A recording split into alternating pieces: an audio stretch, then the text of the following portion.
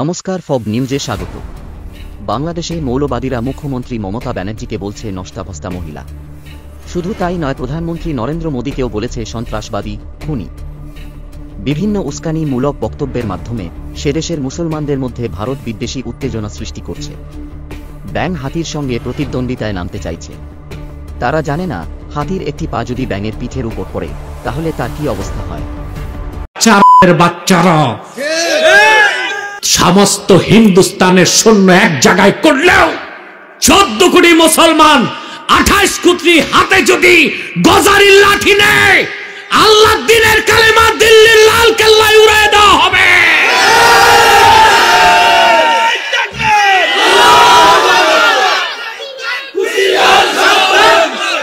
মমতা ব্যানার্জি বাংলাদেশের স্বাধীনতার বিরুদ্ধে যে বক্তব্য দিয়েছে, 24 ঘন্টার মধ্যে পররাষ্ট্র উপদেষ্টাকে ভারতের রাষ্ট্রদূতকে তলব করে শোকজ করতে হবে, নতুবা বাংলাদেশের মানুষ ভারতের যে দূতাবাস আছে তা ঘেরাও করবে, প্রত্যেকটা ইটকে আলাদা করে দিবে বাংলাদেশের মুসলমান।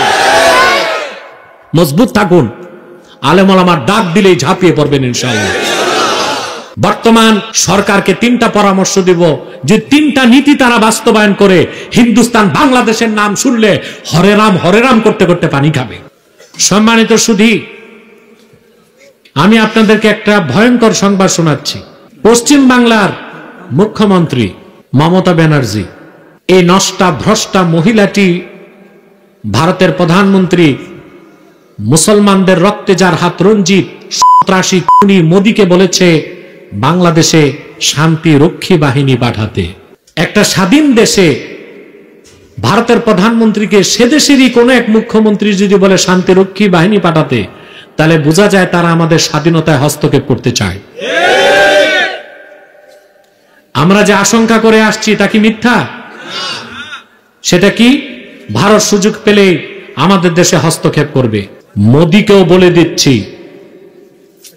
আর মমতা ব্যানার্জিকেও বলে দিচ্ছি, সাবধান, বাংলাদেশের দিকে হাত বাড়াবা, 14 কোটি মুসলমান ওই কালো হাতকে ভেঙে দিবে। তৃতীয় বিশ্বের একটা তৃতীয় শ্রেণীর রাষ্ট্র ভারত। বাংলাদেশে যারা জুজুর ভয় দেখায়, প্রত্যেক রাজনৈতিক দলে ভারতের দালাল ঢুকে আছে, ভারতকে খুশি করে ক্ষমতায় যেতে চায়। তাদেরকে বলছি, ভারত প্রীতি যাদের মধ্যে থাকবে বাংলাদেশ থেকে তাদেরকেও ঝাড়ু ঝাঁটা দিয়ে নির্বাসিত করা হবে। বলে কি মুখ রোচক কথা, বলে বউ বদলানো যায়, প্রতিবেশী বদলানো যায় না। দালালি করার ভাষাও শিখে নিছে। বেটা তুমি প্রতিবেশী বানাও, ভারত তো তোমার প্রতিবেশী মানে না, বাংলাদেশের স্বাধীনতায় হাত দিতে চায়। যতবার বাংলাদেশের সাথে বৈঠক হয়েছে ভারতের তিস্তা চুক্তি নিয়ে, পশ্চিম বাংলার মমতা বাধা দিয়েছে, তিস্তা ব্যারেজ করতে দেয়নি। আমাদেরকে বর্ষা মৌসুমে পানি দিয়ে মারে, শুকনা মৌসুমে পানি আটকায়। ওরা পানি দেয় আর আমরা ইলিশ মাছ চাষ করে ওদেরকে পাঠাই। ওরা শুধু নেয়, আমাদেরকে দিতে চায় না। বাংলাদেশের পরীক্ষিত শত্রু হচ্ছে হিন্দুস্তান। তার সাথে বাংলাদেশের কোন বন্ধুত্বপূর্ণ সম্পর্ক থাকতে পারে না। বলে প্রতিবেশী তো সম্পর্ক রাখতে হয়। উত্তর কোরিয়ার পাশে দক্ষিণ কোরিয়া, উত্তর কোরিয়ার নিকট প্রতিবেশী দক্ষিণ কোরিয়া। আপনারা জানেন দক্ষিণ কোরিয়া থেকে মানুষ তো দূরে থাক, একটা বিড়ালও উত্তর কোরিয়ায় ঢুকতে পারে না। ওরা প্রতিবেশী বুঝে না।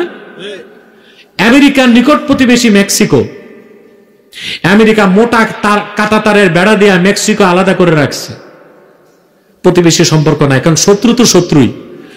ভারত কাটা তারের বেড়া দিয়ে আমাদের দেশের লোক যাইতে দেয় না, কিন্তু ওদের দেশের চোর চামার আর ফেন্সিডিল ব্যবসায়ীকে ঢুকায়।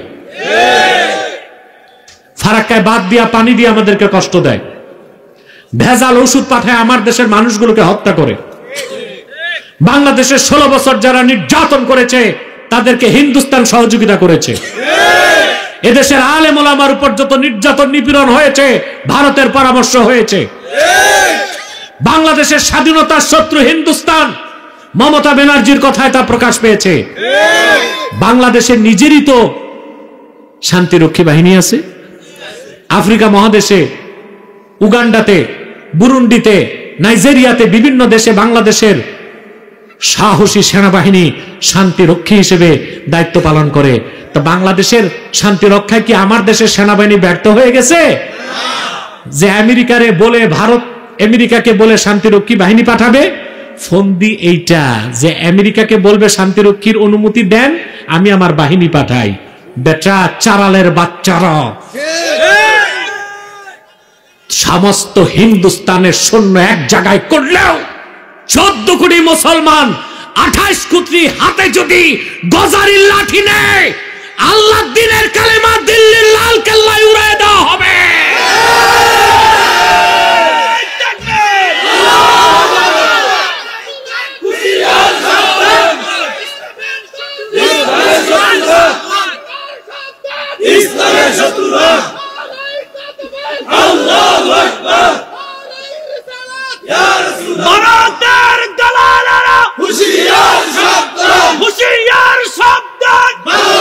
সম্মানিত সুধী, মমতা ব্যানার্জি বাংলাদেশের স্বাধীনতার বিরুদ্ধে যে বক্তব্য দিয়েছে, 24 ঘন্টার মধ্যে পররাষ্ট্র উপদেষ্টাকে ভারতের রাষ্ট্রদূতকে তলব করে শোকজ করতে হবে, নতুবা বাংলাদেশের মানুষ ভারতের যে দূতাবাস আছে তা ঘেরাও করবে, প্রত্যেকটা ইটকে আলাদা করে দিবে বাংলাদেশের মুসলমান। মজবুত থাকুন, আলেম ওলামার ডাক দিলেই ঝাঁপিয়ে পড়বেন ইনশাআল্লাহ। আমি বর্তমান সরকারকে 3টা পরামর্শ দিব, যে 3টা নীতি তারা বাস্তবায়ন করে হিন্দুস্তান বাংলাদেশের নাম শুনলে হরে রাম করতে করতে পানি খাবে। প্রথম নীতি, ভারতের বাংলাদেশের পাশে হচ্ছে শিলিগুড়ি করিডোর, চিকেন নেক বলা হয়। লালমনিরহাট একটা এয়ারপোর্ট আছে, ব্রিটিশ আমলে 1931 সালে করা হয়েছিল। এই এয়ারপোর্টটা বন্ধ। আমি সরকারকে বলবো, লালমনিরহাটের সেই এয়ারপোর্ট থেকে মাত্র 12 কিলোমিটার দূরে চিকেন নেক। আমি বলবো বর্তমান সরকারকে, আপনারা বাংলাদেশ বিমান বাহিনীকে সেখানে ঘাঁটি করে দিন। তার মাত্র 3 মিনিটের মাথায় ওই এয়ারপোর্ট থেকে বাংলাদেশ যারা এয়ারফোর্স, তারা চিকেন নেককে কেটে দিলে, আঘাত করলে ভারত থেকে 7 সিস্টার আলাদা হয়ে যাবে। ভারত কখনো বাংলাদেশের দিকে তাকাবার সাহস পাবে না। 2,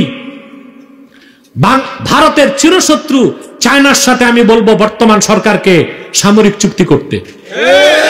3, সমস্ত আমদানি রপ্তানি বন্ধ করে বাংলাদেশের উচিত অন্য কোন রাষ্ট্র, অন্য যে রাষ্ট্রগুলো আছে তাদের সাথে বাণিজ্য চুক্তি করা। এই 3টা নীতি যদি বর্তমান সরকার বাস্তবায়ন করতে পারে, ভারত চোখ তুলে তাকাবি তো দূরে থাক, বাংলাদেশের নাম শুনলে ও পানি খাবে, ভারতের প্রধানমন্ত্রী নরেন্দ্র মোদী। কিন্তু প্রশ্ন হচ্ছে, এই সাহসী পদক্ষেপগুলো বর্তমান সরকার গ্রহণ করতে পারবে কিনা, এটি আমাদের প্রশ্ন। কারণ যত উপদেষ্টা বলা ঠিক না, সব মেরুদণ্ডহীন।